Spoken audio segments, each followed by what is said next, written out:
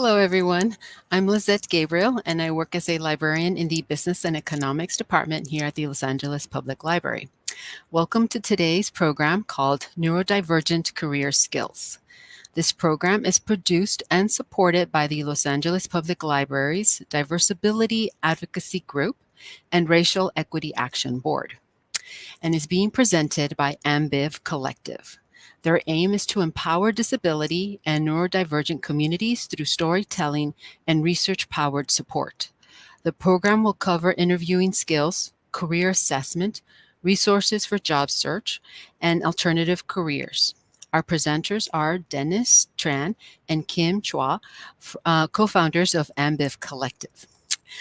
So throughout the program, if you have any questions, please put them in the comment section box, and they will either be, depending on the type of question, they will either be answered right away during the program, or they will be answered at the end of the program.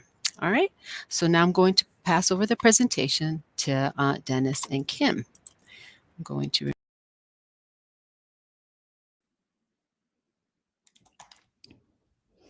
Hello, everyone. It's great to meet you all. My name is Kim Chua. I'm the co-founder and designer at Ambiv Collective, and I'll pass the mic over to Dennis. Hi, everyone. Welcome to our workshop. My name is Dennis Tran, and I am also co-founder of Ambiv Collective. So moving on to the next screen. Oh, I apologize. There is a updated link. I think it should be it.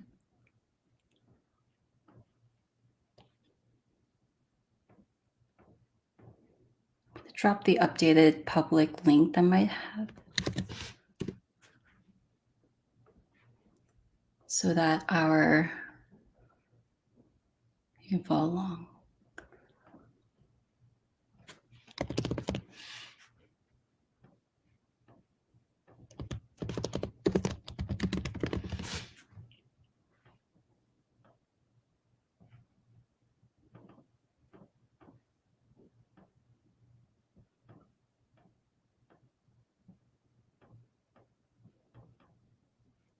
Liz, were you able to access that link?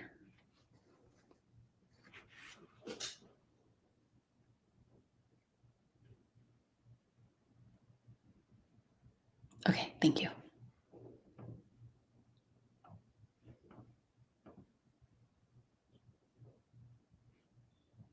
I think in the meantime, Dennis and I can talk a little bit more about Ambiv.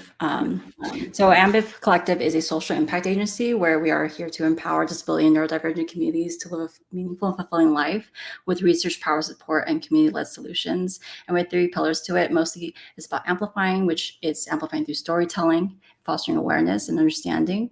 There's also a sense of community, where we want to have community-led solutions. So that's driving engagement with the community through whether it's connection, celebrating, or through empowerment of events. And lastly, it's research, where we want to have informed solutions provide valuable insights to nonprofits and service providers with a deeper understanding of diverse needs. And then I will pass the mic over to Dennis, and he can share a little bit more about himself.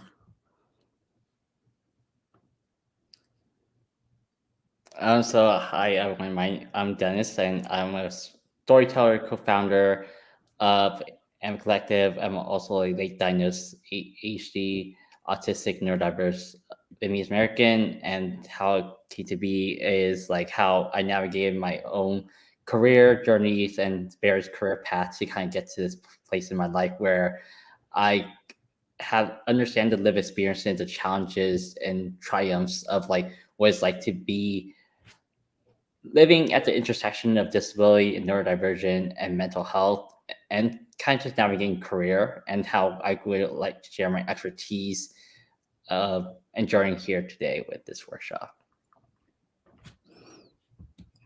All right, and I'm the designer.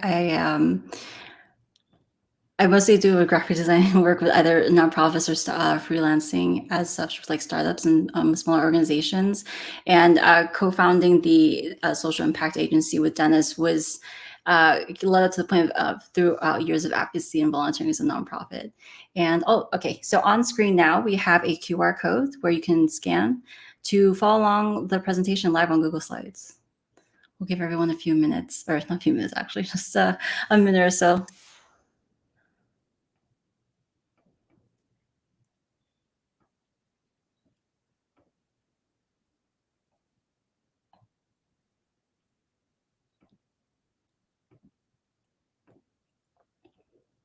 Alrighty, and then we can skip over to the next slide where we just briefly talked about Ambiv, and then you can read more about that.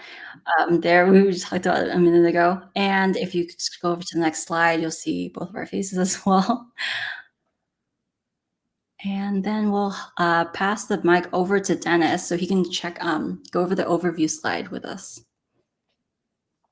Yeah, so in today's workshop, what we'll go over is we'll introduce you to all to the concept of neurodiversity, what it entails, and like how it impacts career and like job searching, and why that matters. And we also will talk about the current market trends and stats overview of like disability employment and neurodiversity, how that can play, and where's we'll also kind of discuss about opportunity and investment and why neurodiverse talent matter and what they contribute to the workplace. We also will touch upon interview skills, career assessment, and tips for job search and strategies. And we'll also talk about like alternative career paths and just different career paths than what's traditionally is catered towards like neurodivergent folks, and kind of like common stereotypes that's like associated with careers that we want to offer, showcase that there's different career paths on alternative opportunity available for neurodiversity folks that's like that may not be brought upon or share or openly about, and just showcasing different people in their journey. And then we'll also talk about accommodation and self-advocacy, is like how you can advocate for yourself in the workplace and to kind of build your brand and identities. And for our first question, we'll have we'll start a poll with everyone. Like you can leave in the chat, like on a scale of 1 to 5, how familiar are you with neurodivergence?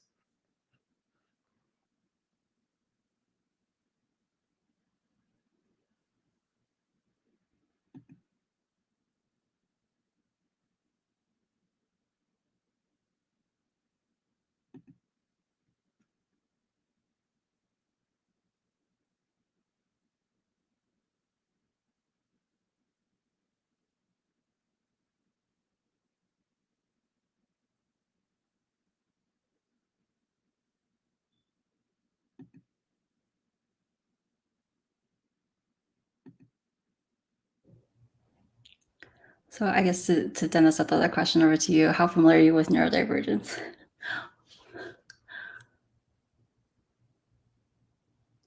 In terms of neurodivergence, like is like it's like kind of being like diagnosis, that journey of like discovery, self-discovery for the past few years has kind of been that discovery kind of like gone to like from someone who's not been exposed to neurodiversity to like learning about neurodiversity the past year. It definitely kind of felt like more like a 4 or 5 now. It kind of learning more about like myself in the past few years had kind of like led me to that path of understanding who I am and actually what these traits are and how they impact me. So I guess how that have impacted you as well, like, and how your familiarity with it. Yeah, I think everyone has a different experience and different journey and understanding. I see in the comments here we have a number 4 and a number 5, which is really great. Thank you so much for again attending and joining us in this live stream. Alrighty, so we'll drive over to the next slide where we'll be talking about understanding neurodiversity. And here from Harvard Health, it's described that neurodiversity describes the idea that people experience and interact with the world around them in different ways. So there's no correct way of thinking and learning. I think it's all about being more open, understanding that people function differently and have different preferences. So to the next slide, we have a few images that kind of showcase what neurodivergence might appear. Yes. So bouncing off of what Kim has mentioned, like there is no one way, one correct way, or one right way to do things. How we're trained as society, growing up, is like kind of in our school system, and kind of like how the world works. It's just like, oh, there's like one right way. It's very black and white. But however, is we exist on a spectrum, and neurodiversity also exists on a spectrum.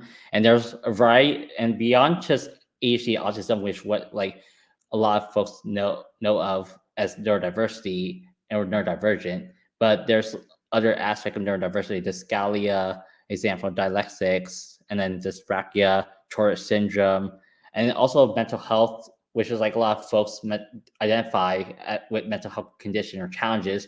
These also like are part of the neurodivergent or neurodiversity community as well, and how it identify as things that impact your brain, and how things that may have impact your brain or like deviate your brain in a way that like a condition to your body to react a certain way that may differ from social norms is considered to be neurodivergent. And so it's kind of like having that aspect of like, hey, you could best you could be a part of this community whenever or anytime. And it's like, and it's also kind of ties in the fact of like, hey, someone could actually acquire disability or acquire neurodivergent or be neurodivergent based on someone like, hey, I got into an accident, and I got brain injury, so my brain alters and it's not the same anymore. So I function differently, have my own communication. So it's like coming to terms with a new way of identifying yourself, a new way of like experiencing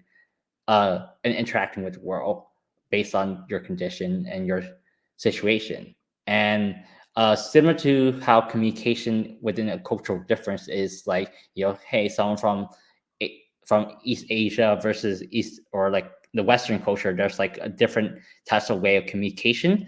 So let's say, for example, like in Eastern culture, making eye contact is considered like rude, and so you kind of like you don't make eye contact, versus in the Western culture, like it's preferred that you make eye contact as show of respect. So like things like that can be misinterpreted, and like pretty much like how these some signs, a different way of communication, can be seen as like, oh, this person being rude or this person being gay. And these type of interpretation, whether verbal or non-verbal, can definitely lead to a lot of conflict, barriers, and challenges when it comes to like navigating workplace and different environment where it's deviates from social norm and not common among like your colleagues and who are non-BIPOC. Thank you, Dennis. We're going to go over to the next poll, which we're asking the audience, do you know of any neurodivergent people in your life? And for me, I think while we're seeing how the comments might come out, I think when I first learned about neurodivergence, I didn't realize that there are so many people who actually could identify as such. I think that the term is quite new too, based off the social model of disability. How about you, Dennis? Yeah, definitely. I for one had no idea there was like such a huge community out there. I think when I first learning about autism, I was like, hey, there's only a small few of us, or like it's very rare. So since hearing something was rare, but then also kind of like sharing stories, and then reconnecting with you, and also kind of reconnecting, seeing being other people, then I was starting to see more common pattern, and suddenly they were like, oh yeah, like we connect very well, and then we realized there was like people communicate very differently than us, and there's a lot of different ways of like interacting, and then that just opened door to like like, hey, there's more of us than what it may have seemed like to be. Right. Yeah, absolutely. And so we're going to go over to the next slide then, where we're going to dive into some stats of our statistics about challenges faced by neurodivergent. Also here, we'll title as acronym ND, individuals in the workspace. So 30 to 40% people, there are 30 to 40% unemployed neurodivergent people. And so we want to share the statistic as a way to say that we are here to help change it. And you as an audience member are here to be a collective part of that effort together. And to the next slide.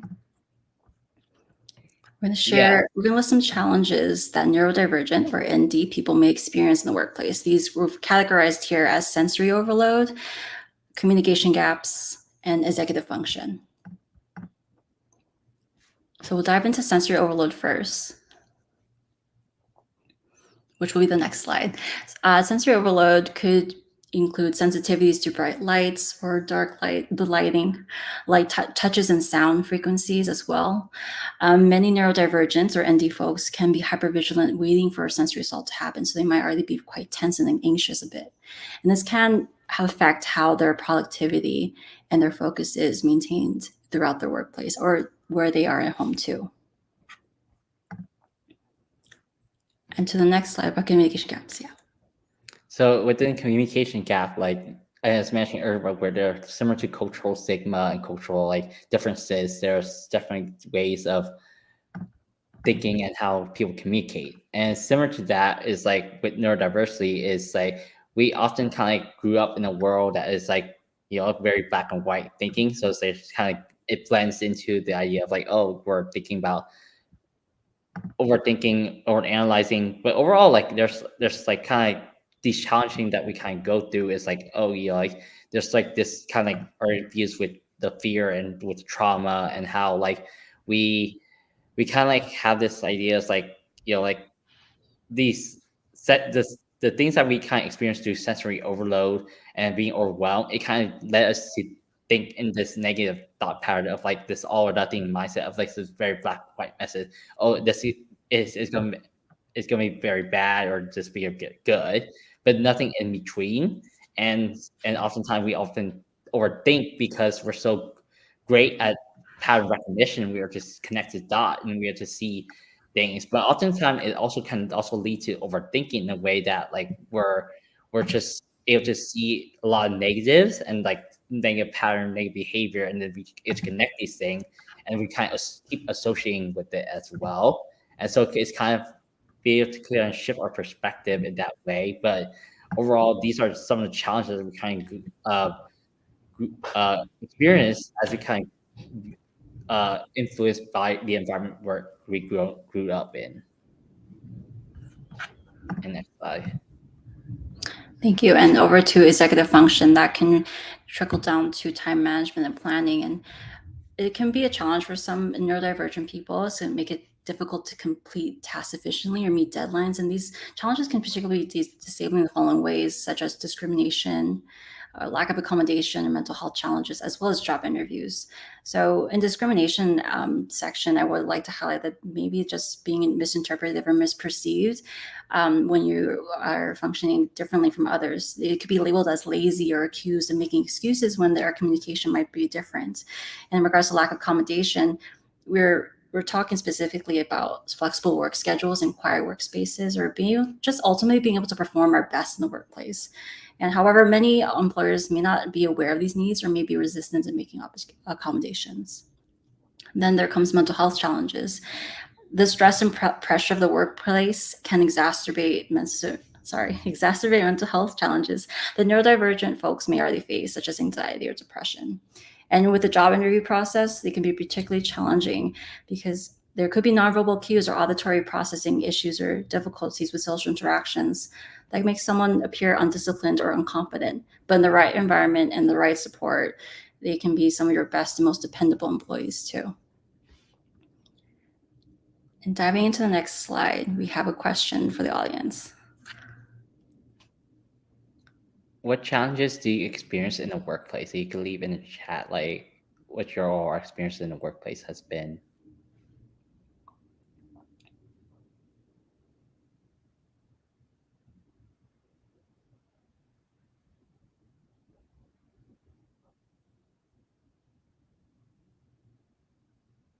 I think Dennis, I would love to throw the question over to you. Could you, if there's any examples of challenges that you might have experienced in the workplace in the past?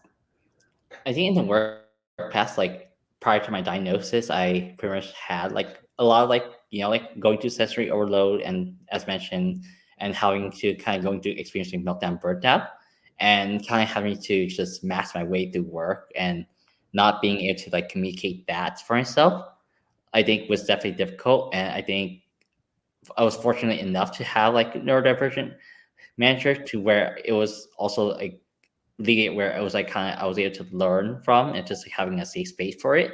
But prior to that, it was more of like no one know what was going on. It was just like kind of like, and I was kind of being like judged for it, like, oh, I'm being so sleepy, and it's like, oh, I remember one time a manager called me like, oh, why don't you drink coffee, or like, you're making me look sleepy, and at the same time, it's like now it's like it's a on the flip side when I'm in a very different environment now where like it's a very inclusive environment where it's like part of disability community, so the first thing now is like when I kind of have a manager where I look nosy or anything like that, my manager now would actually tell me like, actually, if you want to have your camera off, you can just turn it off. Like if your light is sensitivity, and I think it's good to kind of hear how much have shifted for me in the like seeing my past and now and kind of the environment I'm in now is like very refreshing to see. Like, oh yeah, like in an accommodating environment where people are understanding and inclusive, like I would get a different type of treatment and perspective for myself where like, hey, I feel safe to be who I am, and just like, oh yeah, like I feel comfortable, versus the other ladder was like, like, hey, I'm being shamed or judged on based on like how I show up and present myself.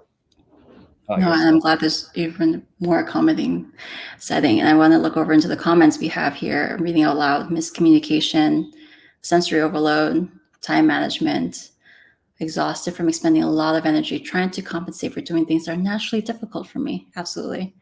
Also, I'm reading here: I tried to be really careful with my words and get very concerned with miscommunication. My coworkers asked me things repeatedly over time so I could work on improving my phrasing communication. Definitely more so. I think Dennis and I can attest to this even prior to this. Even though we're speaking English to each other, there are times where we just trying to figure out how to convey our ideas while our brains are just firing around, just thinking about how to convey it. And I'm also reading here: it is hard to know how to accommodate for neurodivergent needs. I appreciate it when it's explained to me what is needed. So yeah, I see a common theme here: communication. And I think it's more so about navigating and understanding that there are ways to improve, and just understanding that there are different ways to communicate. So if you just give time when possible to try and navigate through that. We're going to go jump forward to the next slide. Thank you to everyone so far for sharing and engaging with us. So this slide highlights the benefits of neurodiversity in the workplace. There is a vast amount, honestly, kind of pretty proud about that. So I'll highlight a few of these bullet points: innovation and creativity, new ways to solve problems, because we got different perspectives in here, especially coming from a lens of disability and neurodivergence. We get to bring in a different kind of, I think, experience, and it brings in that kind of different ideas and strategies too. There's also high levels of concentration. When I can find the right amount of music and the right lighting in the supportive environment, I can very much zone into the work and get the work done really fast. There's also keen accuracy and ability to detect errors that we, like myself, I sometimes miss errors. And so I pass it over to Dennis and he's able to identify it for me really quickly. There's also a sense of strong recall information and detailed factual knowledge, and ability to assess that work that could be routine or repetitive in nature. Mind you, this list is not all inclusive to every single person who's neurodivergent. These are just examples, and everybody is different too. We're going to go to the next slide here to talk about how we can leverage unique strengths. So one of the bigger stats here is about 90 to 100. So the productivity levels, for example, of autistic people compared to others in this JP Morgan Chase study found that it was 90 to 140% more, which is really amazing here. And in the Harvard Business Review, they did a study as well to compare how the neurodivergent productivity compares to others. And it was above, I would say, more than 30% compared to others. So this signifies that businesses hiring for neurodiverse workers, they can see the productivity increase and the efficiency, and therefore the revenue. And I think also just broadening the perspectives as well of your audience and potential customers too. And over to the next slide. Yeah, so based off the statistic, we can also see from different companies and public, like in the press release, that like once company has these company has taken a chance on a neurodivergent candidate or someone with neurodivergence, like ADHD, for example, creativity, risk taking, high energy, and desire to multitask. These are some traits that's like associated with ADHD or associated with the strength amidst the challenges that people don't often discuss about.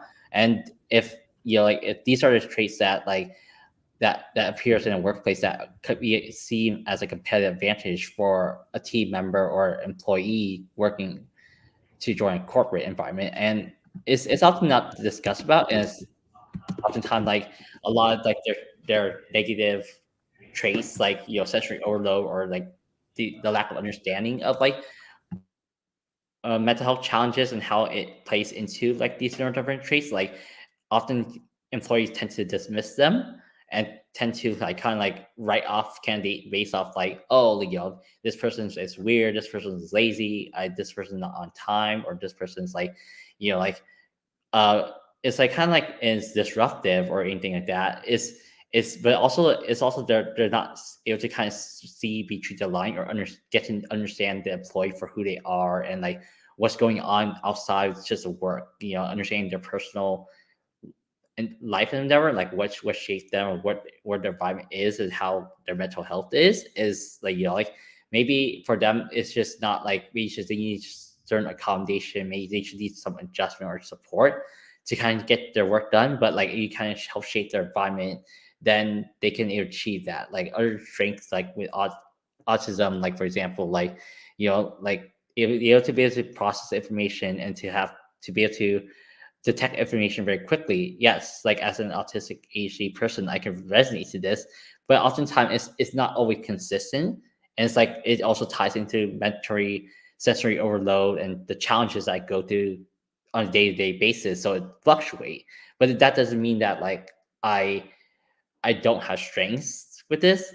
It just means that like I'm just human and these are things that like I may be excel at this, but another person with autism or neurodivergent may not be. They may have different skill set, and that should show the beauty of our diverse like community of neurodiverse individual. And like other example like with dyslexic, like connection and like being able to connect things together or like break down complex tasks. And these are a lot of these are strengths that like comes associated with neurodivergent, but it's often very get dismissed by a lot of like the sensory overload, the challenges that we go through on a day-to-day basis, on an energy level fluctuation based on being the environment that we're in and what external factor impact us along the way as well. And we're ready. Next slide. So the next slide will be like, what are some of the benefit under neurodiversity that you bring to in the workplace? Like how have they shaped your experience in the workplace and how did you contribute that? You can leave that in the chat. Would be great.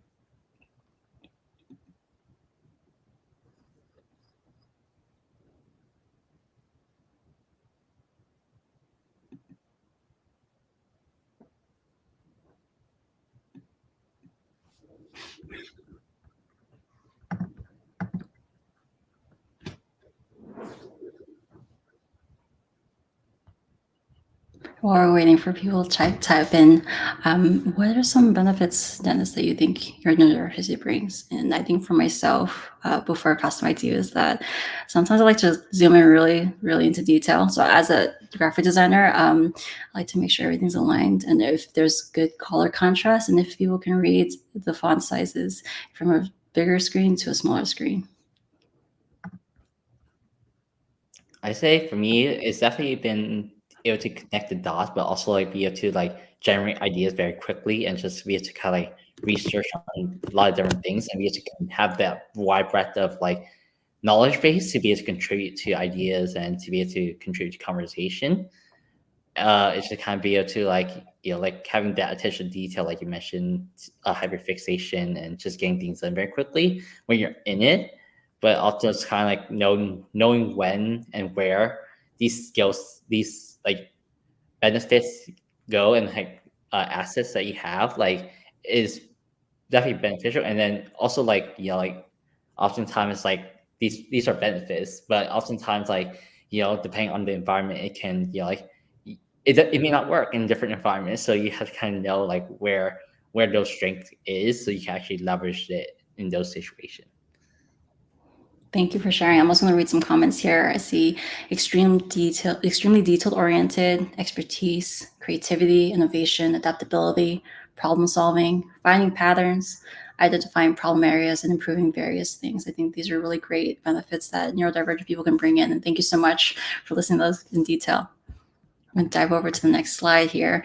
We're going to have you think about identifying and defining what your why is, because that will really help out in navigating the vast world of the job market when there's just so many opportunities. And like for myself, I have so many interests, but I really need to consider what I should be focusing on and what I can really cultivate my skills and then really bring in to a workplace that can benefit.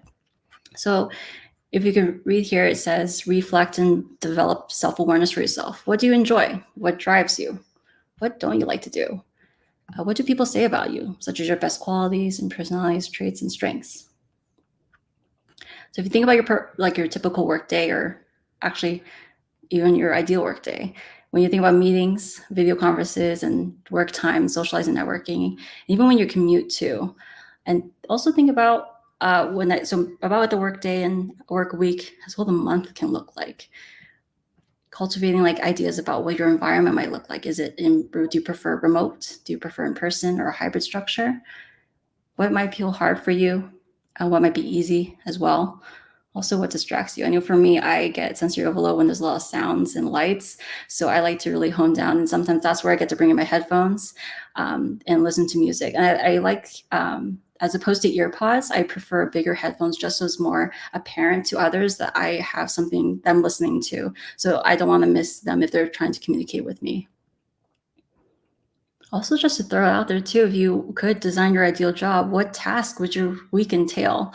Or what would you also never do again? Those are things that you might want to consider too.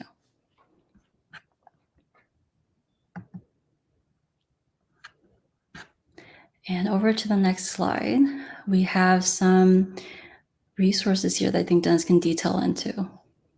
Yeah, so these are, in addition to understanding and identifying your why, like here are some tools and assessment that will help you navigate through that and help you kind of like translate your why into an actual goal where you can actually match to different career aspect and just identify strengths based to the purpose that you want to pursue. And like Spiky Profile is an example of like, skill assessment and just kind of help you kind of leverage your skill and understand your strength more. Like ONET is another good resource where you offer like interest assessment to try and like help you identify your interests and kind of see and be able to match your skill with your interests and it basically connect you to job opportunities that aligns with you as well. Another tool for skills set basis like Mind Tools is also like another way for you to get access your skills and learn more about yourself. If you're also like, there's also state vocational rehabilitation sites where they also kind of have lists of local to your location where you can definitely find resources, opportunity, internal employment, and career opportunity. And last but not least, like Strength Finders is a very well-known one that is like help you identify your 5 biggest strengths, and it's definitely been more of a standard for people to kind of utilize to basically know like, hey, these are my 5 strengths, and let me find career and goals based off like that that allow me to leverage these strengths that I have. Next slide.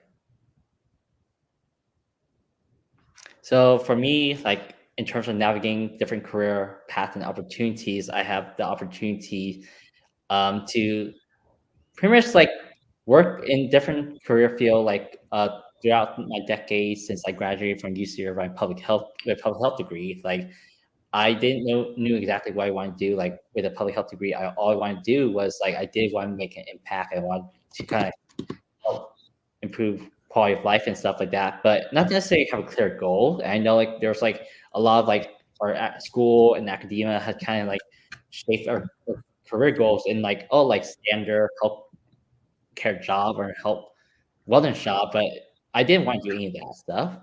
So yeah, so I have somehow leveraged my skill set and transferable skill set to kind of get into the job, start my career in working in technology and um and just kind of working in the tech and startup space and kind of starting my career there, leveraging from working in a fruit fly lab to kind of taking those standard days of like working in procedure, operation procedure processes in the lab to kind of translate that into working in tech and just like kind of like manufacturing and technology is like kind of translating those procedure into operation process, improving that, and then testing product and making sure they're efficient is how I kind of leverage those communication skills and processes skills and performance-based improvement to land my own job into like being a QA support engineer to start.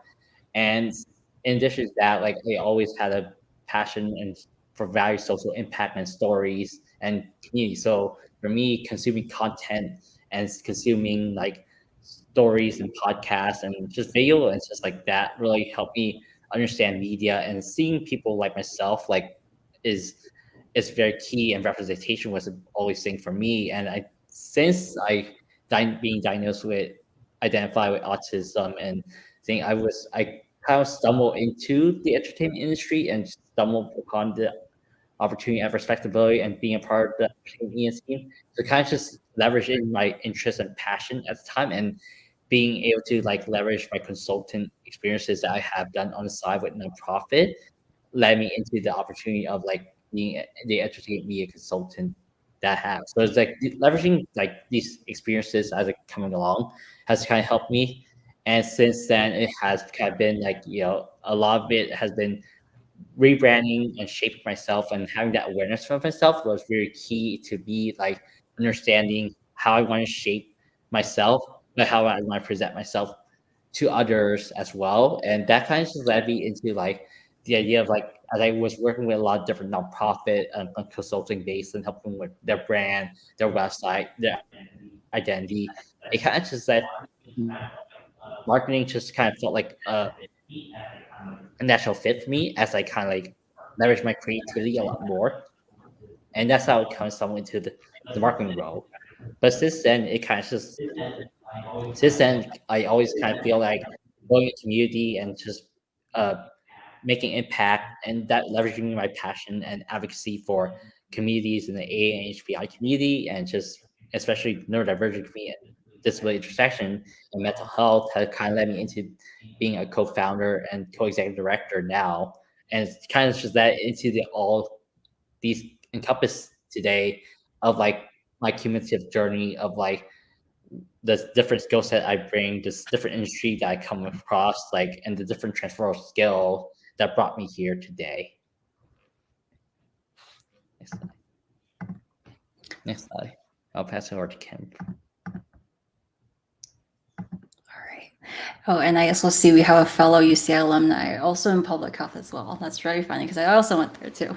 So Dennis actually attended UC Irvine a year after me, and we graduated from the same school of public health. However, when I entered into college, I entered as biological sciences, thinking I would pursue pharmacy, and then I met organic chemistry and learned that I did not like organic chemistry. So if you can see here, my career history has jumped around. And what we really want to highlight is that even though your title might not match what you wanted to pursue, the skills that you can get from the different industries and different roles that you get to be in, those are transferable. Like Dennis had mentioned, like marketing and looking into analytics as well as communication and project management. For myself, going to campaign assistance with the Leukemia Lymphoma Society had made me really more exposed about what campaign looks like on the back end from a nonprofit. So thinking more about event management and project management as well.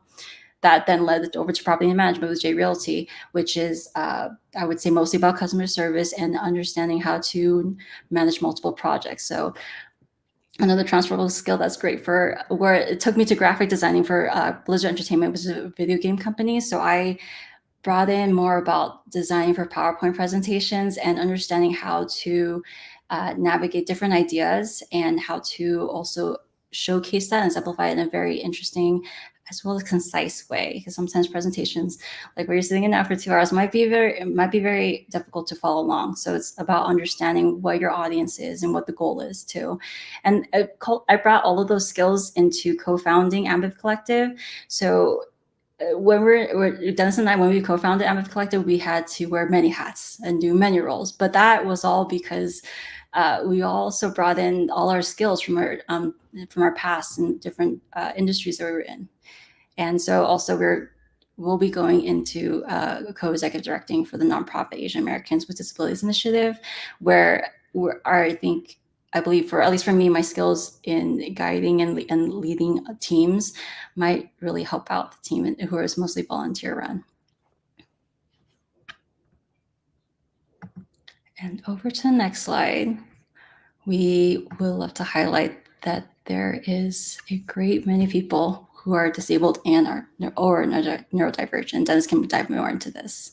Yeah, so like you have these are the different people that represent the disability community and neurodivergent community out there that are doing amazing things in their own lanes, and despite how like society have kind of or depending on your cultural upbringing, like you're limited to a certain career path, or you're limited to a 9 to 5, or you're limited to like a corporate job, or you're limited to like kind of things where like there's basic stereotypes of like autism how to be very good, logical, analytic, or like a lot of jobs like are less creative because like how society have always seen certain traits about you have been very limited. Is that it doesn't mean that you're limited to those scope or boxes. I know like growing up, like being from like Vietnamese family is like like it's like kind of thing for like doctors, engineering, and being lawyer, where it's like the common jobs that I ever heard of, but I never heard of like others thing, or I never saw opportunities like like what it's like to be a business, or what it's like to be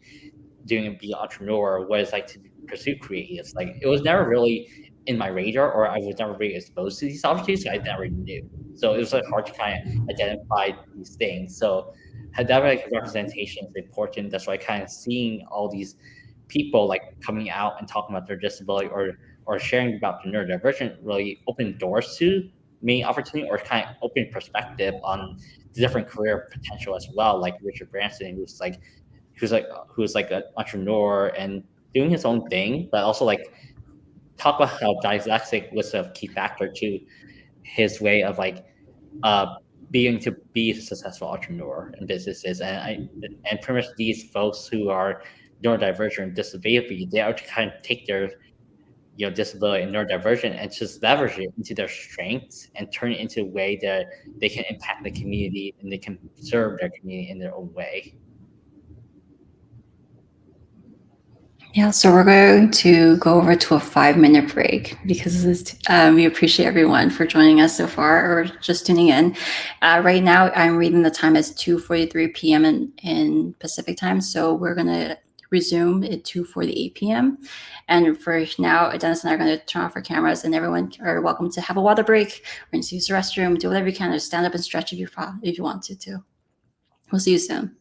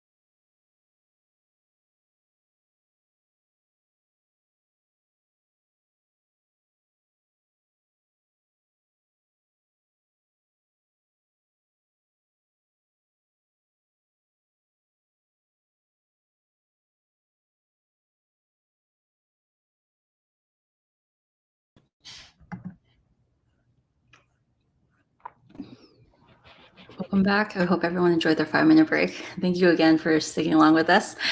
We're going to dive right into the next slide here. And we're just here where this list is highlighting just a few companies who are hiring neurodivergent employees. This is not exclusive, nor does that mean that if a company has publicized that they're hiring neurodivergent employees or not, they're just exclusively staying on their website. And I just want to also share that although a company might not say it, there's a way to assess that the company's values and culture matches you, whether that looks directly onto their website, if they're able to share and list their values. It could also be looking on reviews from other people. Also, looking at what they're discussing and sharing to the public too. Because although this list, I think, is mostly, I believe, tech and finance, I'm definitely sure there's more companies out there who are hiring neurodivergent employees. They might not be able to coin it as such, or they might not be publicizing it. So the next question, what are some career paths you've taken where your neurodivergence has shown?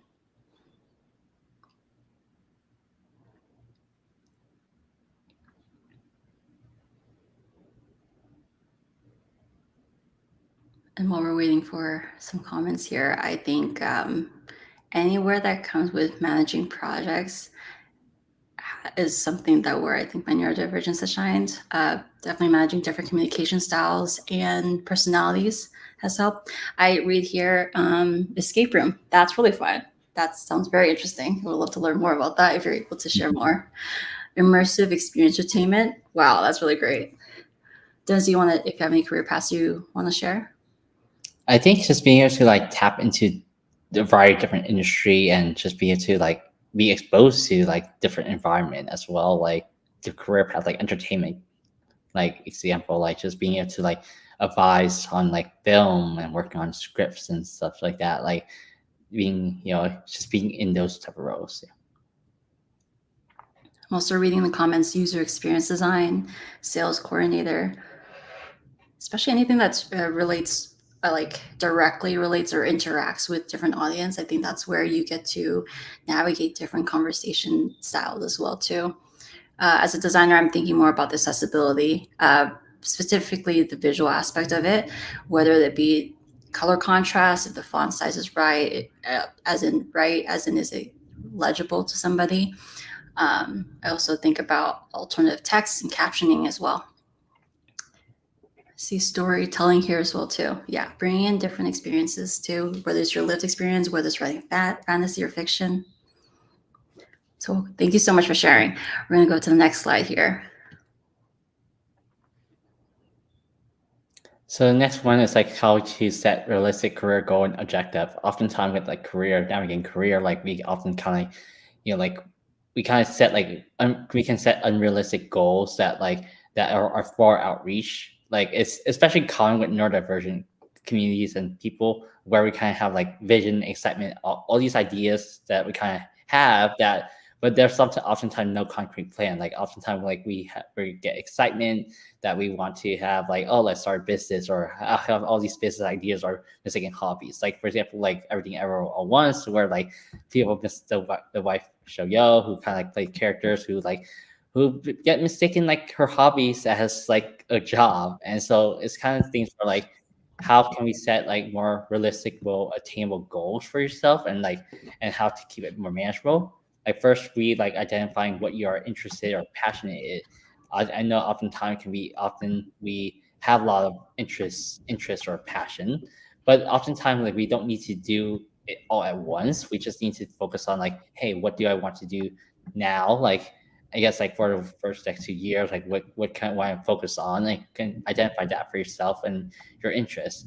And then from there you kind of look at research and look at the industry trends, look at the market, see how the industry is going, see how, like where it's going, and learn from thought people and thought leaders in the space who may be able to share the wealth knowledge of like what's going on in that industry, so you know like what to expect going into it. And it's kind of good way to kind of be prepared for that industry as you kind of start exploring that route. And then also kind of look for mentors and peers in that career and seek coaches to kind of help you guide you through that aspect for yourself, but also kind of help you like get to where you want to be and just help you build that framework for yourself.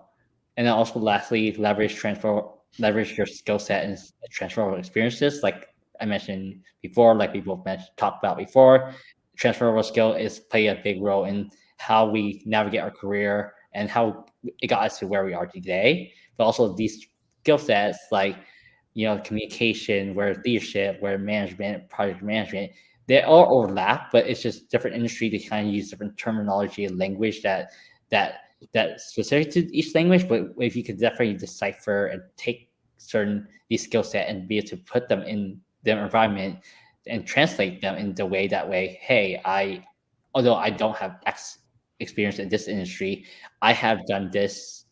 I have managed a team here, and I've been able to kind of take that into apply it to this project on within this department team within this industry. Next slide. So in this slide, we're talking about building your brand, and it's really just showcasing and highlighting who you are as a person, looking back in your personal journey, looking back in your career, and how you want to leverage your skills and your interests into where you want to go next with your career. And for some people, they might not know where they want to go, which is totally okay, because that was me. I would say a few years ago, I had no idea where I wanted to go, but instead I was focusing on what I was interested in, and to see if that opportunity would help me grow in that skill set too. So when we're thinking about building your brand, we could think about volunteering and passion projects or side businesses or side hustles that you've done. This really speaks to your interests and speaks to your skills and strengths. For your personal journey, you could think about your triumph and challenges that you overcame, both personally and professionally. Embracing your intersectionality. What makes you you? What makes you different? What makes you stand out from somebody else? What lived experiences can you bring, and what challenges, the challenges that you've overcome that can bring in and leverage your skills into the career and workforce? And think about also your own narratives and story. Experiences come in different forms.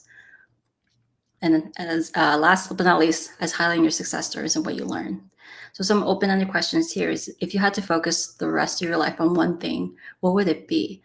That might be a really big thing to think about and tinker on, but it's something to just always try to think about as you're navigating through the workforce. And maybe you might not know the answer now. You might not know it next year, but that's okay. As long as you're trying to actively figure out what you like and what you want to do. And the last question here is, what is unique about the way you do what you do, the way you achieve results or deliver value? So for example, I was volunteering as a graphic designer for nonprofits for, I would say, over 10 years now. And I used to think I was just trying to make things pretty, just trying to format things and make sure everything was aligned well. But then I realized afterwards, the design in which, if you make it pretty and you make it legible, it increases the reach, it increases the audience that's viewing it and receiving this design. And that then lends on to the impact of that nonprofit. For example, I volunteer with Rainforest Partnership, and we want to highlight the projects that they do, as well as raise some statistics that's happening around in the Amazon specifically that they work with. And if I just displayed it in a very maybe monotone, 2 colors possibly, I don't know how many people will actually want to turn the page on that report. So just thinking about what you like to do and what you do, and think also how that impacts your work and whoever you're working for. The next question will have you think about what your personal brand is. It's okay if you don't know yet. This conversation in the chat could just be throwing ideas out, starting to make you think about it and start brainstorming about it. I see engagement. Yep, that's really great. Engaging with the community, coordinating. You also mentioned about event programming.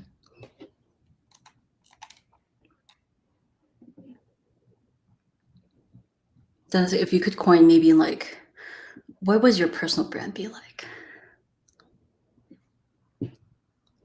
I think more of my personal brand is it's be able to embrace the different aspect of myself and just bring my full self to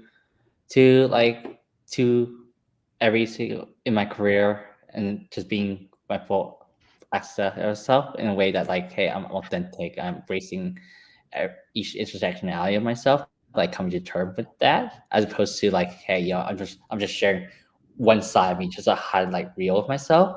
It's like really felt like, hey, like, and I think this it also ties in career where like with resume, we only want to show like all the good part of ourselves, but then if we bring our full self to work, it's like it also kind of comes into that way of more fulfilling. So. I'm also reading the comments, friendly customer service, which can go a really long way. I used to do customer service, just doing like people would phone call in with more of their concerns or suggestions about something.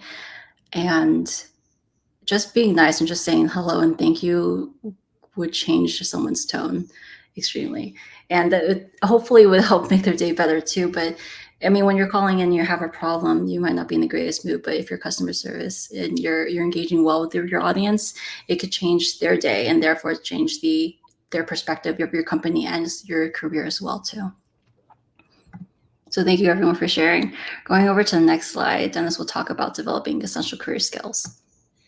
Yeah, in terms of like developing career skills, like we mentioned, like continuously throughout this presentation, is just transferable skill and having skills that values like across industries and what employer are looking for is like main problem are communication, problem solving, adaptability, teamwork, leadership, management, and aside from the technical skills, like these are things that like people are looking for, and I think you can develop these skill set among like in also the day-to-day interaction that you do, like for example like volunteering, you could actually have these communication skills, how you work with team members and you leading a team of volunteers, or you kind of work with other people and working with executive director. These skills are applicable to the industry that you're working in, and of course like in the corporate environment as well, where these are skill set that is beneficial for you to have in the workplace. And for you to take these skill set is like is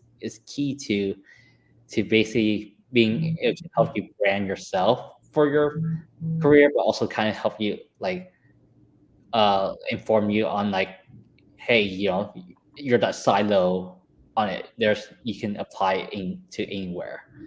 Like also in addition to that is also attending online courses, workshop, volunteer, internship, to kind of keep you going, but also kind of keep you invested in the job market and just be able to like continuous learning and learning mentality and just being invested and network with industry leaders as well. And to have that lifelong mentality and learning material, like always be the student and always learning to grow new things, because we're often never done with learning. There's always something to learn. There's always something to learn about something. And it's like oftentimes you think you're an expert at something, but oftentimes like it's that's not always the case, because there are always something new to learn about that industry, that person, or however. So like it's always like ways to kind of keep your mind fresh and innovative for ways to think and move beyond just being stagnant as well. Next slide. For this slide, we're going to play a video about like how to navigate through like verbal and non-verbal communication and see how it kind of play out in like a typical day-to-day dynamic of, like someone's like verbal and the interpretation that comes with it. Like oftentimes, like as neurodivergents, there seems to be a lot of interpretation in terms of like social cues and understanding of like what's these social rules that are going through, and of course between like neurotypical and neurodivergent folks, like there's that communication difference, and of course like with cultural there's also that communication barriers as well.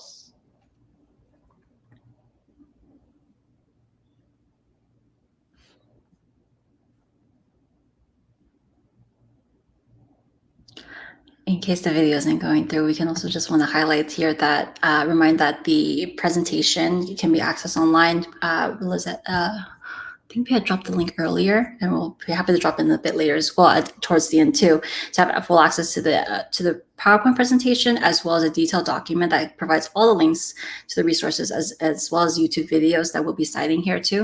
And it goes a little bit more into detail and discussion here, as well as provides guiding questions to have you really think about your personal brand and what can lead and that how that leads over to your resume too. So I understand that this is a workshop, but we can't really engage as much, but we want to be able to highlight how and highlight how to think about yourself, as well as broaden how you want to think about your skills and your past too, to really bring about and make you shine in your resume too.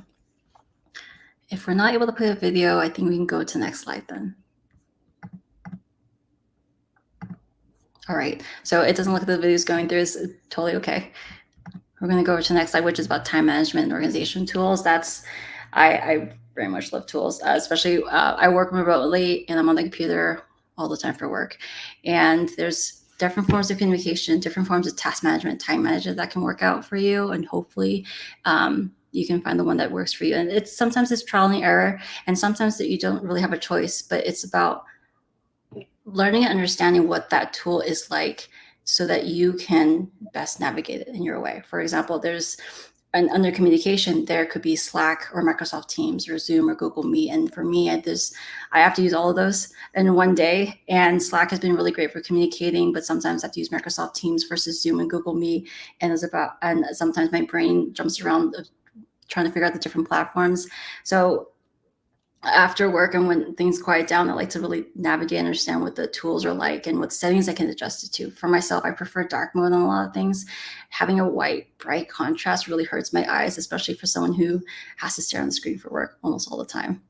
Other tools that we're sharing here are task management like Asana, Trello, Monday.com, or Notion, just to organize the different projects that I use personally, has been really helpful. Time management as well, such as Toggle and Rescue Time and Focus Meet. The next slide also shows a bit more too about accessibility and writing too, like Grammarly, Text Help, Capwing, and Otter. So Otter is a voice recording AI that can help to transcribe your video or your audio or while you're talking to. I've also used other tools where it will record what I'm thinking, well, not what I'm thinking, what I'm saying, or during a meeting, and also like extract certain high level summaries of that discussion, as well as tasks I thought about during the conversation too. So I don't have to notate during a meeting too, because I want to be able to engage with a person and not get distracted by writing notes too. And in the mental health section, we have Talkspace, BetterHelp, Unmind, Shimmer ADHD Coaching, and Anise Health. And I think sometimes when we work a lot, there's a likelihood of burnout. And really, as much as you want to avoid that, there's also a good reminder to take a break and really check in with yourself and what your mental health is like. Because if you're not feeling well and not doing well, you might not be able to work well either. And so the question here is, what are some tools and techniques that have helped you? For myself as a freelance graphic designer, definitely Slack has been able to help to communicate through all the different clients that I work with. Toggle has been great to record the time spent on each project, since some projects are charged hourly. And then I've also been dabbling with different task management tools such as Asana or Trello or Monday.com and Notion, and trying to figure out what makes the most sense for different types of projects. I see Todoist. That's one of the great ones too. I also like apps that are really great on mobile. Sometimes I can't be on my computer. Maybe I have to step away, and it's nice that I don't have to feel the need to always have to bring my computer all around with me.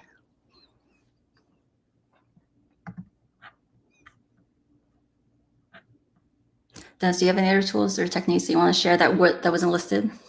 Yeah, like I think like for voice recording or video recording, there's like Firefly's AI, alternative others. There's also like, kind of there's also like Bear app to kind of note take as well, and just like have as well as that, and also like tools like all tools like similar to like Notion AI and stuff like that, like to be able to transcribe yourself, and also like I think that ChatGPT also like has been very helpful to kind of help summarize things for you, kind of help you streamline a lot of tasks as well.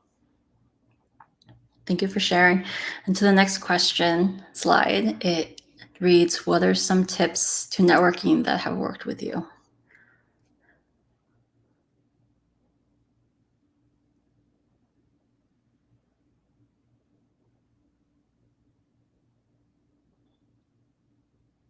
So for myself, as a longtime introvert, now turning into an ambivert. But introvert, I was very shy. I did not want to speak. I did not want to go into a really busy room, and I did not know how to engage in networking events, let alone try to insert myself into conversations with people I had no idea about.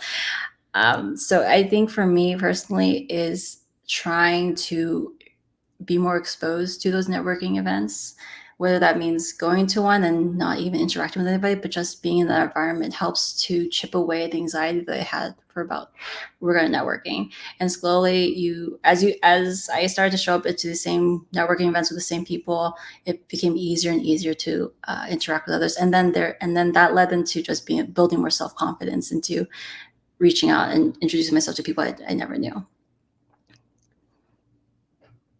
And I read here also, joining networking programming events and workshops have been really helpful. Yeah, definitely too. I think there's so many out there, especially ones that are very specific to niche communities. So if there's one that really speaks to you or that aligns with your interests, that might be a great way to start too. Or even outside of networking, if you're not yet been in a networking space, maybe it's about just doing this interest-based meetup. So for example, I like hiking. So I try to find ones that are hiking groups out here. And that kind of alleviates the stress and anxiety about what to talk about or what to do because we have shared interests already.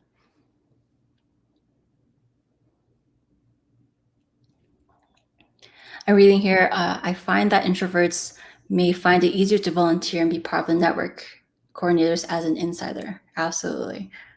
I think volunteering is a great way to be involved without needing to be on stage or about actually engaging directly in communicating with others, but just supporting in any way that they're comfortable with. How about you, Dennis? Yeah, I agree to all that, but also like if you put in a position where you're in an environment where you don't know anyone or you're kind of new to the networking scene, I would definitely say read the room because it definitely helped me in the past where I was kind of scanning the room to kind of see like who's someone I could approach to or like kind of seeing approachable, see how people interact. I think it's more common with introvert because us being the silent observer, so kind of like read the room. It also kind of help us like see like, oh, like this person is like this and how they interact with people. This student have this type of energy level or this, like and you can read the room and see like, oh, like what how you can approach this conversation or how you can approach it so you can like take your time to kind of approach it that way. And although you don't meet every single people, but you at least like the person that you meet end up being a quality of person that you end up meeting. Like for example, like we had meeting like this past networking event. Like yeah, we didn't know anyone, but oftentimes like like scan through the room, like yeah, we were able to have like out out of like 20, 30 people there, like we actually met like one or two people that was like meaningful connection that we walked away from. And I think that's okay. Yeah, I'm reading another comment here. There's more familiarity and safety in having a community group and having some quote unquote excuse to talk to people, to just to share the interest, to share a topic. I also think one thing that has been helping out every time I go to a networking event is finding out what I want to get from it. So if it is like in the beginning, it was just getting comfortable, then it's just me showing up and being there and being in the environment. And then as I got more comfortable, then I had a new goal. Well, I want to try and introduce myself to one person at the very least. And then I got that and I increased that goal. So I think help setting goals when it's in new environments, whether it's networking or whether it's in a new career space as well, can really help guide, the vast unknown, the new frontier for you. I see here also preparing questions to ask so I don't have to do all the talking. That's really great advice too. And also reading, it will also help to have an understanding of what you are looking for in networking. Most people are networking for their own benefit and there's no mutual benefit. It would be difficult to maintain casual acquaintance relationship. Absolutely.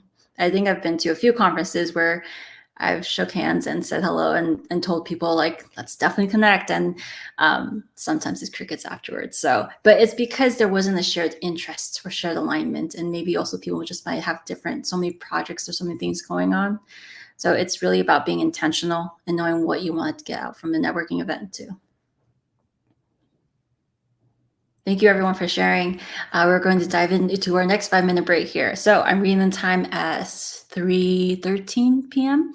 We're going to pause here. We'll go turn off our mics and stop our cameras, and we'll return back here at 3:18 p.m. So everyone, please take some time to take a little break as well. Thank you.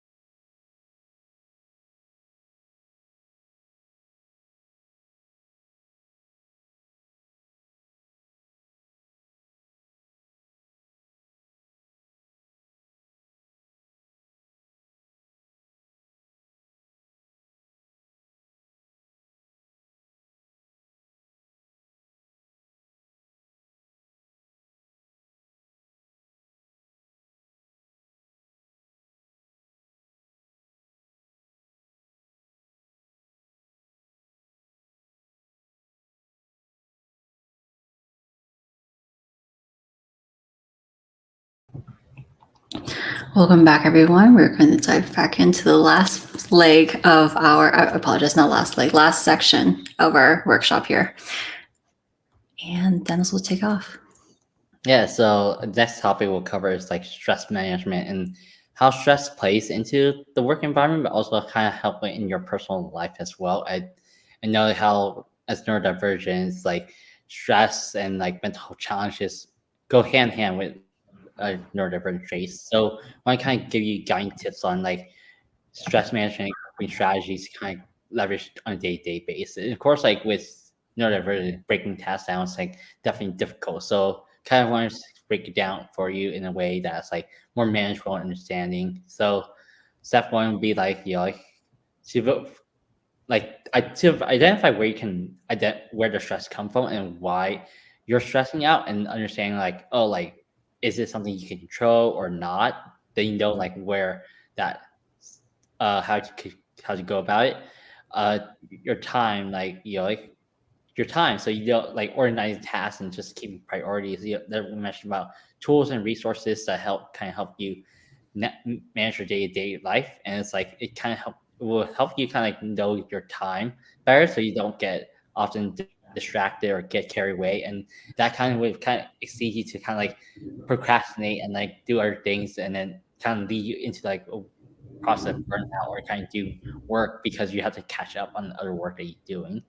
And and also prioritizing and organization definitely comes into play a lot into keeping track of your things, so that you don't lose your things and then wasting time trying to find them. And other times, like, it's also lead to like, like stress and anxiety that inducing your day-to-day role. And like oftentimes, like, there's things that we can like control, and whether you want to control it, you definitely can't. So it's like kind of being able to like learn to being okay with not being in control of everything, and just learn to trust it, taking things day by day, and then adjusting your diets and sleep habits to make sure that you're getting enough sleep, you're eating mostly healthy food in the way that's possible, and to get some movement, get some exercise when you a day to day, and also like incorporating breathing exercise, meditation when you kind of feel overwhelmed, sensory overload can definitely help as well.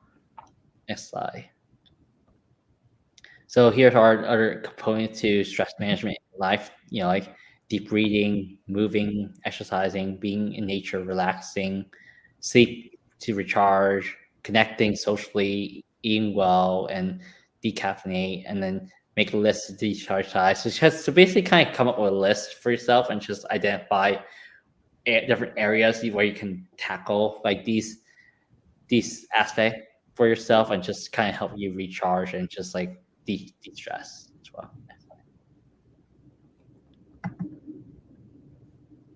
So here are all the different component and areas that kind of help your personal wellness. So you have like the different ways like you can manage stress. That's how stress impact you in different areas for your personal wellness.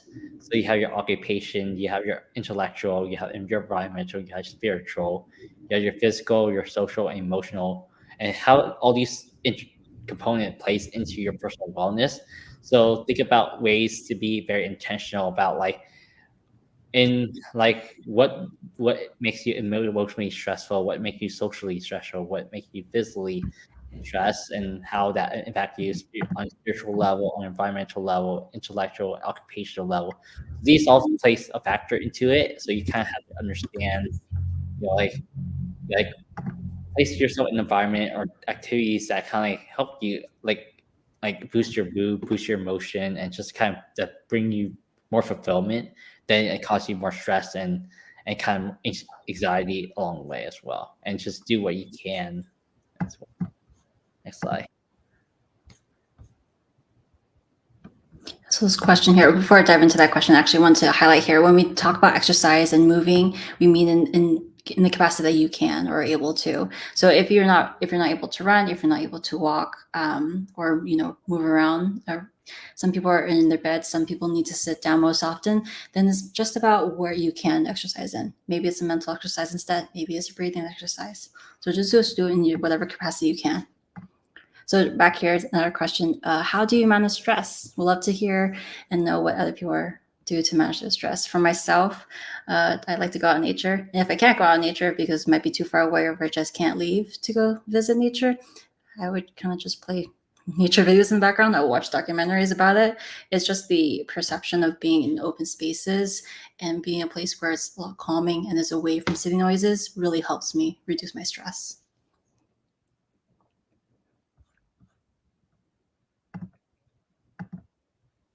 As from my end, like how I manage stress on my end is like I tend to like kind of have a routine where I would like every morning or night I kind of do guided meditation first, like when things like wake up or go to bed. I kind of have that meditation mentality, or kind of have like all these affirmation for myself. I kind of like have a reflection towards the beginning of the day and end of the day, like how I feel, like what I've kind of going through, what I feel, and just kind of what kind of tap into the mentality of gratitude, and just kind of on a day-to-day basis, and also kind of like diving into nature and just thinking about like being relaxing environment, and just kind of have that thing where like if I'm like environment that like I get also noise sensitivity a lot, so kind of being in a quiet space or like kind of like listen to calm relaxing music or nature music will kind of definitely help as well.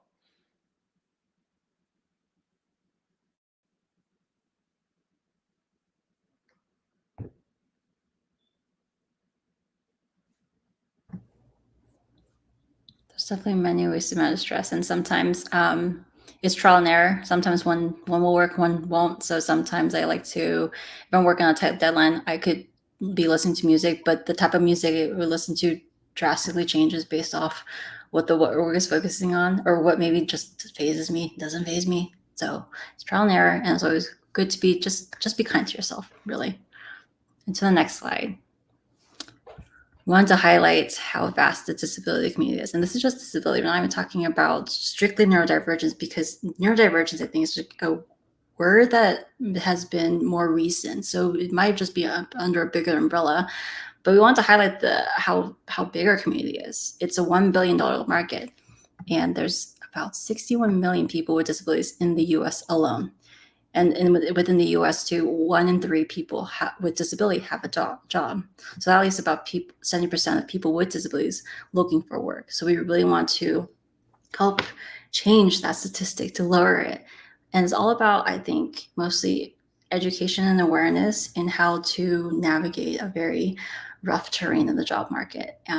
I definitely find that it can be very scary to look around for different roles, and even try to think about changing roles or changing careers too.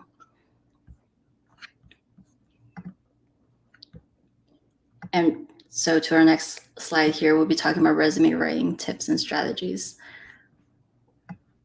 Yeah, so going off of that is like, being disabled and neurodivergent is like it's an untapped market when we talk about like strength earlier in this thing. And when it comes to resume and how you brand yourself, it's like understanding yourself is so important, and having that self-awareness, and that's why we kind of stress the importance of the why and identifying that. It kind of help you get a sense of who you are and how you can definitely understand your strengths, and highlighting the different qualities about yourself and the different accomplishment you're able to achieve, and basically to like you basically kind of like target job that way better, but also tailor your resume and your experiences better to that aligns with your goals and your purpose in the way that is clear. And the more clear about that you are about yourself, that's you're also it'll also translate into how you brand yourself and your resume, and be able to address these kind of things, and be able to openly discuss about like addressing employment gap, and just addressing these things openly will kind of help you attract the right candidate or right employee opportunity or companies, rather than just like kind of like pushing your way through and just like lying your way to kind of get a job. Will kind of like, oh, yes, you take advantage of it in the short term where you're going to get hired, but then oftentimes there's a lot like more consequences down the road that you have to deal with, and it's kind of be led to more stress and anxiety for you along the way. And then another question that we want to talk about is like, you could list out all the challenges you face and overcome both personally and professionally. What do you learn? I think this will kind of help you. A question to kind of help you reflect back and just think about like all the skills that you kind of help you overcome these challenges. All these strengths that you have will kind of help you determine like your strength for the resume and skill set, and how you articulate that in your interviews as well. Next slide. So in addition to that, in terms of other things to incorporate in the resume is like certificate training that you have, but also having professional advice and having people to look at your resume, review, proofread it. Like oftentimes, like it's not definitely easy to have a friend look at it, or like because then you have to kind of look outside of it. But oftentimes, it's best to have some sort of additional eyes and support on it to kind of help you reaffirm yourself, your skill set as well, and just kind of work to keep yourself branded as well, and just having that aspect of like, hey, someone can speak positively about your experiences, someone can actually confirm about your expertise as well, and just be able to like stay consistent with that. um Being persistent with job searching. I know it's also very difficult to kind of get job, applying for jobs, you don't hear back, but always stay positive and persistent in that way to stay alert and keep applying, keep trying. And then also like discussing neurodiversity and disclosing that. I think it's important that like to be able to have the conversation with your future employer about that, and to be able to talk about the how you prefer to work and how your work is maybe impacted because of your neurodivergent trait, whether it's a sensory overload, where being overstimulated. It's good to know, and it's good to also know like what you're good at, what you're not good at, so that there's a way they can accommodate or support you in that way.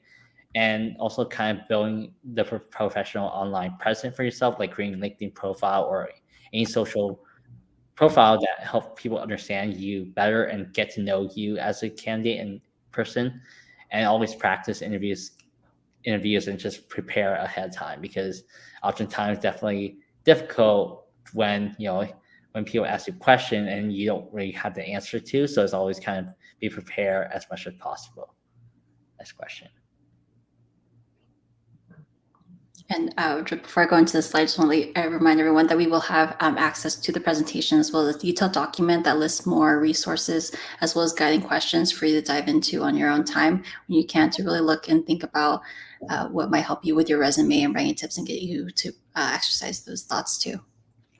So with this slide, as we're focusing on job interview prep, which for me has been quite scary and for a long time, I would really jumble over my words. I would maybe not even speak more to what I could do, but rather just list out my accomplishments and not so much emphasize the impact that I could do.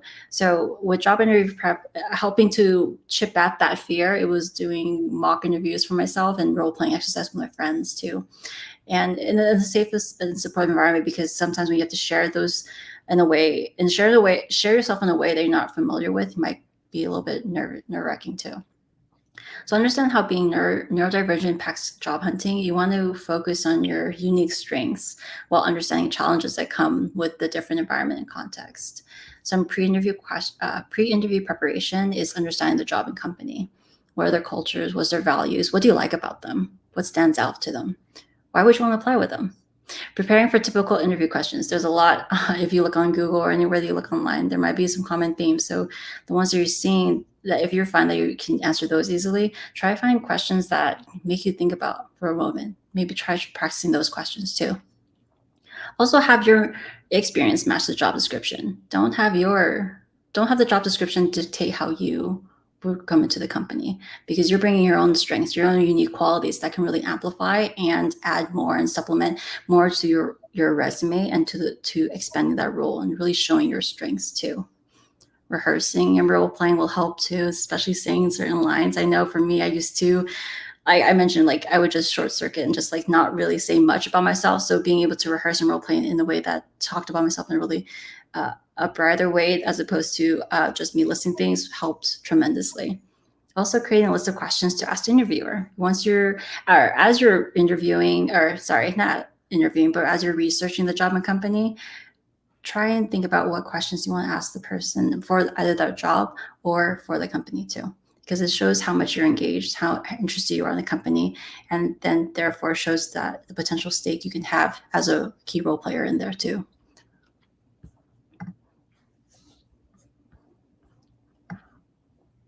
Next, we'll have like different strategy for the interview day. Like I know like it's oftentimes like there's a lot of stress and anxiety that goes into preparing for an interview and just kind of showing up for interviews. But you always kind of remember to have like understanding your new strengths, and like understanding that like you your understanding yourself here is very key, and understanding like which environment suits you best and which context like you thrive in, where, and then understanding what environment that you struggle with and the context that is given, so that you can actually articulate that in the interview, and also like actually be able to talk about your strength very clearly. That's also knowing it pretty well. Also aspect is like, like arriving early for interview. It's oftentimes difficult when, being neurodivergent, you can tend to lose track of time being late, but it's oftentimes like, being prepared to, show up early or kind of be a set alarm in a way that's going to help you stay on track to be able to like show up to review on time. Stress management techniques, as I mentioned earlier, like managing your anxiety, managing your co-occurring with mental health symptoms is also very key to help you um, identify that for yourself, and also kind of help you collectively think more calmly during your interviews. But oftentimes, like being open about your situation and being articulate very clearly about like your strength, your ability, and like if you need to take time off to think about it, just be able to articulate that and just let them know. But overall, like communicating very clearly is very key to your interview process, and to identify your strength again and again over again to make sure that it's clear, and to be able to convey your message of like what you do well and why that matters. And it's just how to understand that for yourself, but also to be able to observe the different communication that's going on, and just be able to not misinterpret or to overthink these type of communication, but to pretty much be able to understand and just be able to read the room, and to be able to show up and speak your truth to this as well. It's like, I think also adding on to the tips was like to prepare before, during, and after the interview is just what, if you think back of what a time where you had to come into a social setting where you're quite nervous, what had helped out before, or if you haven't thought about that before, maybe something to consider while you're job hunting or browsing around too. So if we're back into the job interview preparation, we're talking about wrapping up the interview process. You want to, as you're ending the interview, you want to thank the interviewer for their time and ask if you're curious about the next steps in the process. I know for me, I overthink too much. So having a clear definition, or if not, just being just kind and mindful to myself, just letting things be, really helps. So that way I don't hyper focus on it too. So some post-interview preparation tips is to send a follow-up thank you note or email. Be patient when waiting for a response. There are times I think also now that we might not get a response back, and I think that's okay too. I think that then tells you already the response too. And knowing how to handle possible outcomes will help out with anxiety too. And if and when you're comfortable, self-advocating, asking for accommodations when needed.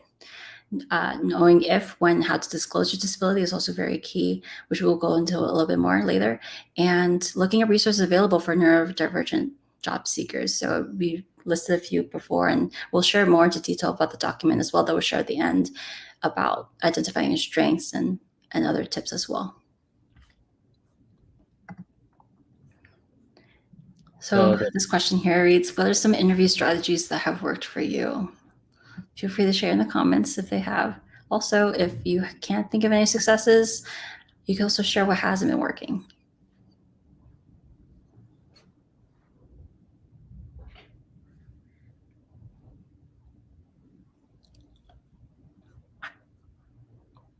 I think I mentioned before, what has helped me like to tackle my anxiety and the little nervousness that comes in right before interviews is just listening to as many questions as possible and having a friend like role play with me. That way I can rehearse talking and rehearse trying to put my entire career into a few sentences too, but also trying to identify what are the strengths to really highlight for a specific role that I'm interviewing for. How about you, Dennis? What are some strategies that have worked for you? I think it's just being able to regurgitate, like, I guess, like what I'm good at, and kind of be able to articulate like my skill set in a way that, for example, like when I talk about like my transferable skill set to like how I kind of navigate to communication in certain settings, like like of like how I kind of like been able to develop strategy for this organization, and how was I able to carry that over to a different industry, like from like a like medical device to like a tech world, where it's like kind of talk about like how I kind of like led a project through during certain tasks in there, and how I managed like the org operation process, to how I kind of translate that into QA and just testing development, and just seeing the product development go through the product cycle is a way I could articulate that as well. But oftentimes, like there's oftentimes where it's definitely had been challenging, where it's like oftentimes like employee can see through, whereas like my neurodivergent traits tend to be something that they don't value as often, where they kind of think about like, oh, you have like 5+ years experiences, or you lack that, but you can get things done. And I prefer someone that has years of experience over, like you years over, like someone who can get things done. And for that example, like I used to recall getting very frustrated about these things, but then I realized years later it probably wasn't the right fit here if they kind of prefer something else over something. Like at this point, it's like never undervalue yourself, know your strength and work in this interview process. And sometimes you're maybe desperate to get a job, but oftentimes like in short-term goal, short-term plan, it may seem beneficial to take that job, but oftentimes long-term plan, it may not end up to be like beneficial for your career goal at all, or a kind of career path. I think that's the key I was trying to bring up as well.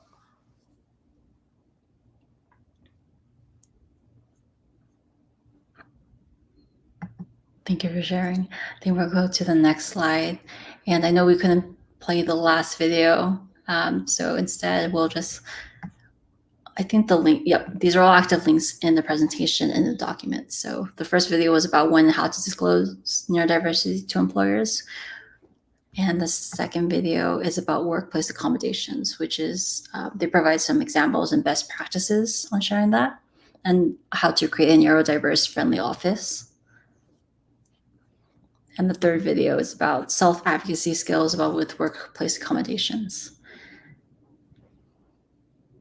I think also the key thing too with those is just finding a way that you're comfortably able to communicate that and what you want to disclose that will help you work the best. And the final slide here, or last to final slide, is some of the resources we've collected. These are all active links on the PowerPoint document, and we actually have several more on the document as well, which we'll be happy and excited to share too. But I think Dennis can go a bit more into detail with these resources too. Yeah, so based on the video, like we mentioned about, like it'll kind of give you an overview of like, hey, these are introducing you to like AA rule of compliance, and like what your rights is as a person with disability neurodivergence, because oftentimes we don't really know like what rights do we have, and as an employer, and what employee are able to provide us. So if we don't know those, like how can we advocate for ourselves in those space? It's like, so it's rules that can help us protect ourselves and advocate for ourselves in that way. And also like ways that like what exists in accommodation space for neurodivergent folks, and what is considered accessible for neurodivergent folk in terms of like what's offered and available, and how to make it so you can know how to advocate for yourself. Like for example, when I was first newly diagnosed with autism or ADHD, I didn't really know like what type of support I need, or I didn't know what type of resource out there for myself, until I saw like what existed for, or seeing other people talk about their experience. And I was like, oh yeah, I do think about this, and I do relate to this experiences, and this help other people. And then I was like, oh, I think I might be a benefit of this too.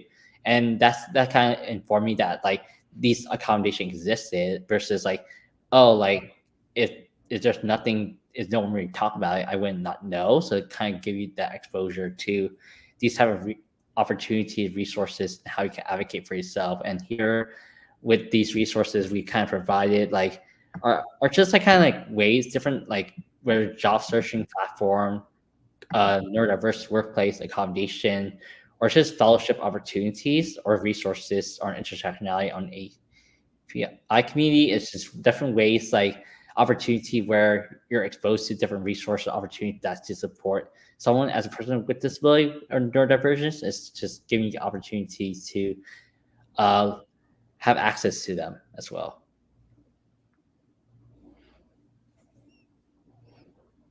So thank you everyone for staying with us, whether you're here for the whole 2 hours or just dropping in or viewing this afterwards. We really thank you for taking the time to review through our power presentation, and hopefully our document and resources have been very helpful. We really appreciate your time. And there's a QR code at the center here, which you can scan. Otherwise, we will also be dropping a link into the comments. Where you will just have to register for the event page, which is all free. And that way we can follow up with the direct access to the links for the PowerPoint, for the documents with more resources and more detailed, and as well as a script of, not so much a verbatim script, but the more details of what we had spoken of and shared during our presentation here, as well as a feedback form that we would really appreciate. This is our second event with Los Angeles Public Library. We really appreciate being here too. And we want to be able to know that how we can improve on future events too. So thank you. And I guess we can be open to more questions. Yeah. Yes. So again, thank you, everyone. Thank you, Kim and Dennis, for this great presentation. I, for one, I couldn't answer your poll, but I was never familiar with neurodivergence. So it was definitely a learning experience with all the topics that you mentioned. And also as an introvert, I saw a lot of the things that you mentioned. I was like, yeah, that's me. That's me. So it's good to see that, it's out there and we're talking about it. But I also want to mention, as you said, I'm leaving the slide up just for those of you who want to, again, click on the QR code or any of the information for MBIV. I've also added the link to the comments section, so please go ahead and click there if you can't access any of the other tools. And if there are, again, any questions, please at this moment, put them in the comments section and we will respond to them accordingly. But while we are doing that, if you're trying to come up with something or you can't remember and you wrote it down somewhere, like I tend to do and forgot where it was, I do want to mention that on the library's website, the YouTube channel, I'm going to put the page here, the site, just in case any of you are interested, that the video, the program is being recorded as we speak. So if you're not able to see it now, but you want to in the future, or you want to recommend it to someone, it is going to be on the library's YouTube page. So all you have to do is go to the page, click on videos, and you will see the previous videos right there, including this one right now for today's program. So if there are, we will give it a few more minutes to see if there are any questions, anything of interest. But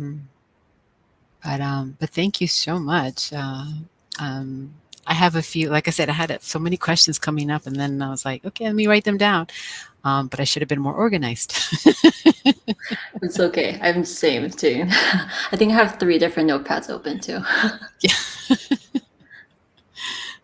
Yeah, I have a tendency to, my brain is always working a mile a minute. I'm like, yeah, I'm going to do that. And then I'm like, oh, wait. Yeah, even while working on the slides, I would tell Dennis, okay, let me share you this new idea while I multitask. But then as I'm sharing the idea with him, like verbally, I'm then forgetting what I meant to do. So it's, I've now learned I'm just going to list everything and then allocate time to share with Dennis too. Yeah. I also want to mention, I don't think I probably forgot to mention that I self-identify as having ADHD, therefore the forgetfulness, therefore the multitasking, many multiverse of interests here. And I think I really want to emphasize that identifying or getting diagnosed, it's more learning about and discovering more about yourself and learning how to navigate and what kind of tools work best for you. Because I think before identifying as having ADHD, I would hold myself to different standards and different expectations that ultimately did not do well for mental health and also really hindered on how I worked too and how I coordinated and communicated.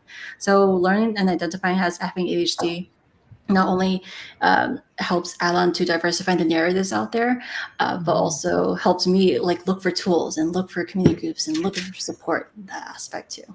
Yeah, and I think it's great that you mentioning that because, again, I'm probably going to age myself here, but as someone who's in her 40s, um, I don't think this topic was ever really mentioned. You know, you go through the steps, you go through the motions. Okay, this is what I do. This is how I do things, and then you realize, oh wait, I may have a little bit of OCD, or I have a little bit of that.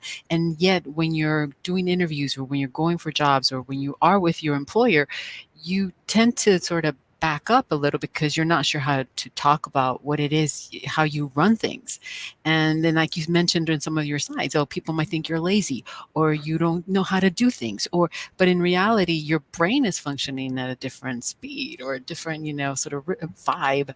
And then you realize, oh, and now it's like, oh, there is a name to this. You can go out to resources out there. You can find the tools where you can address this. Like you mentioned, with some cases, the meditation.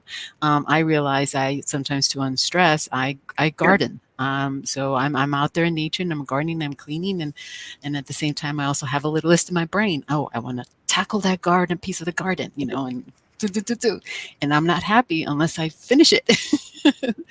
So yes, I really enjoyed your presentation because I was just like, hey, that's me. No, absolutely. Thank you. And I think also people who might not identify as neurodivergent, they do find some similar qualities, whether it's within the ADHD or autism, whether or not you diagnose or identify these traits, then and the tools and the sharing of this is mostly about sharing the wealth and access so everyone else can really help themselves too. It's not just for someone who has ADHD. It's not for someone who has autism. It could probably help you out too. You don't have to have either of those Yes. traits. Exactly. You have little some of the smaller ones. Okay, so I don't see any comments or any questions. No additional statements are being made. So we are getting close to our time, and with that being said, if there's nothing else either you or Dennis want to add, I will. Yeah, actually do. I know the YouTube videos can be accessed by the audience members later, but I think I want to highlight one thing for sure. When we talk about like being perceived in a different way, right? Like too lazy or doesn't, or maybe they don't care. One thing I've also or gotten or received or I've told someone because I didn't understand before about neurodivergence, so that's the inattentiveness.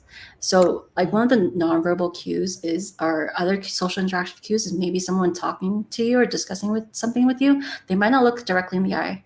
And that might be a cultural aspect to it, or that just might be that they don't like to look, or maybe they just are looking and listening, but they prefer processing information while looking at something else, not your eyes. So there's really I think being open and understanding that there's differences in people can really help create a more supportive environment without actually knowing every single detail or what their accommodations might be.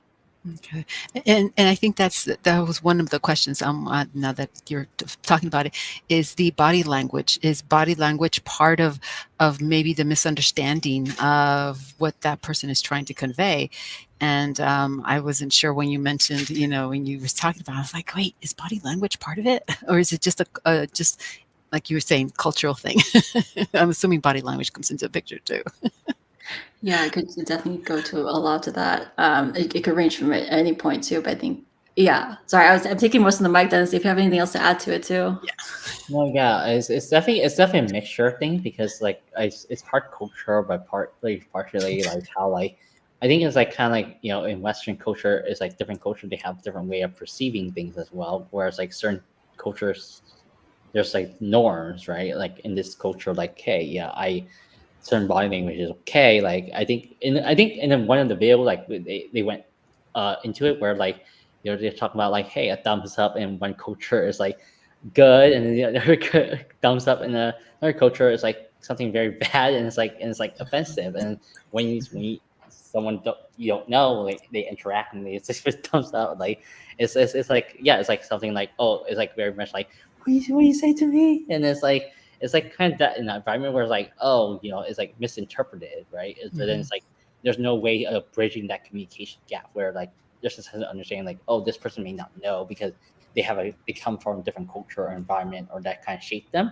so that's kind of similar to how neurodivergence is also like that where in the US, like, or wherever it's now neurotypical is considered, was socially normal, was socially been accepted by majority. But then it's like kind of, as we kind of have like more people who kind of interact differently, but then it's like often kind of feel like, because there's we have been acquainted with certain standard of how to be or how to exist in a society, that means that these other traits are more minimal than the rest, and so is now being seen as like, oh, it's such a red flag that's like, this person doesn't shake my hand, or this person like, avoiding me, or being introverted, or like avoiding eye contact, or body gestures the way.